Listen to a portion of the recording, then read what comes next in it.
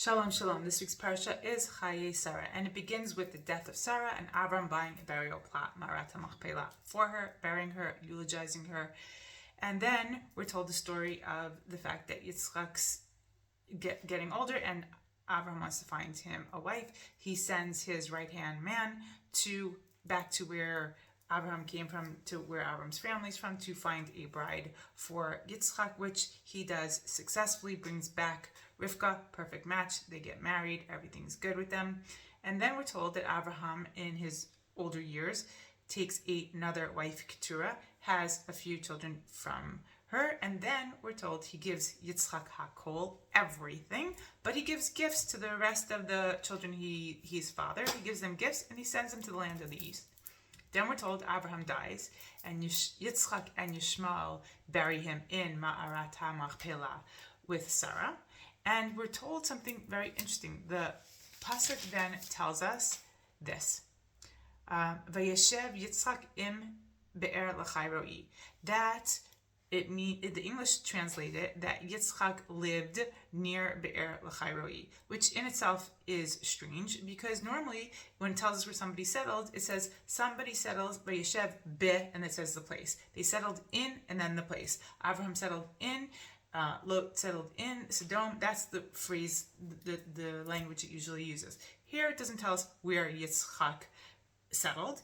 It just says in the English near Be'er Lechai Roi. Now I want to take the opportunity to say that it's not where his physical residing, but Vayeshev, he settled. It means he sat. Vayeshev sat.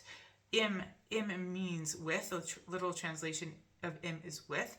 Yitzchak sat with Be'er Lechai Roi, meaning it didn't matter where he was physically residing at that point. What the Torah is trying to tell us is where he was mentally, emotionally residing was with this Be'er Lechai Roi. That's where he was.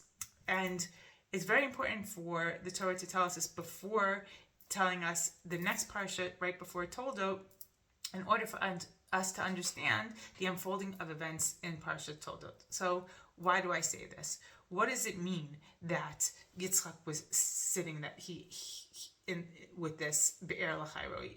What is this place? So the place is, as we recall, when the story of Abram having the promise from God, he's very old, and Sarah sees she's not giving birth. She gives Hagar, the Egyptian maidservant, to Abraham to have a child to be built through her, and Hagar gets pregnant right away, belittles Sarah. Sarah had banished Hagar from the home. Hagar has a vision, and an angel comes to her and talks to her and tells her to return to Sarah, not to worry, she's going to have a child, Yishmael, and he's going to have many nations, he's going to thrive and all that, but go back to Sarah. And she calls the place that she has this vision, Be'er Lechai Roi. This is the place we're talking about now. And she does go back to the house of Sarah and Abraham. She has Yishmael, when he's 13, we're told Sarah finally gets pregnant. She gives birth. She has Yitzchak. She sees, when Yitzchak's very little, Yishmael being a really bad influence, and she banishes them once again from the home, mother and child, on a permanent basis. They're out of the house. Now, Yitzchak, I think, had a very, very hard time with this. He was a little boy, no siblings. All he knows is that his older brother disappears one day with the woman who birthed him. And I think this was very taxing on him. It was a very difficult situation.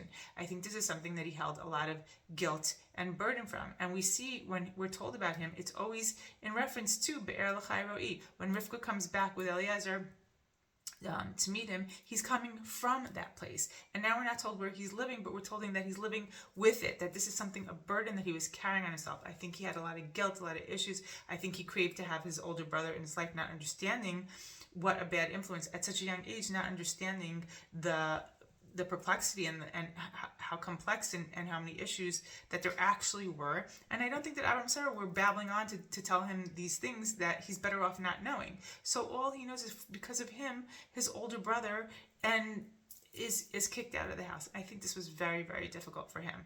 And I think we have to understand this, and the Torah is telling us this exactly before we're told about Yitzchak and Rivka giving birth to Yaakov and Esav. And when that happens, then and we're told the story, we're told about how Yitzchak loves Esav and how Rivka loves Yaakov, and like everybody doesn't understand, like, why doesn't Yitzchak see Esav? Esav he was crude. He was the same kind of character that Yishmael was, and it was in plain sight. Yitzchak wasn't stupid; he saw it. But I think what Yitzchak was thinking in his head was, he wants to do things differently. He doesn't want to just banish him from home. If he gives him the extra love, if he gives him the extra attention, if he gives him the extra care, perhaps he can turn out different. Things can be different than it was for him and his brother. That Yaakov and Esav could they can stay in the house. They could thrive together. And I think he overlooked a lot of things that he saw, thinking maybe he can love him through it. Because we're told about things that Esav did, and in the way he spoke, and it was obvious. It's obvious to anybody. And he took these wives that were doing avodah zarah, and we're told that they were a thorn in the side of the parents. So it's not that he didn't see it; he did see it. But I think he thought he can love him through it. They can work through it in some way, that they should be able to live in the house together as a family. And he didn't want to replicate what he grew up with, and he was carrying that baggage. And I think the lesson that we're supposed to learn is, a lot of times we ourselves carry a baggage from our past, and we think that if we do things the opposite way, that we can somehow avoid certain situations, and that will continue in our decision because we just don't want to do the things that we have been affected negatively by. But sometimes, even though it's not what you want to do, sometimes it's what's best for the situation. And we have to analyze, and we have to see, is that other tack that we're taking, is it working? How's that working for us? Is it yielding the results that we're hoping for?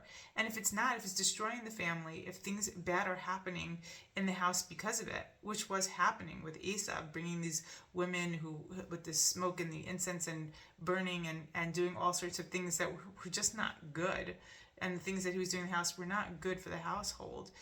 You have to sometimes do something that you might not want to do, or say something, or act in a way that, will help, even though it hurts you, because it brings up things from the past that you have really hurt you.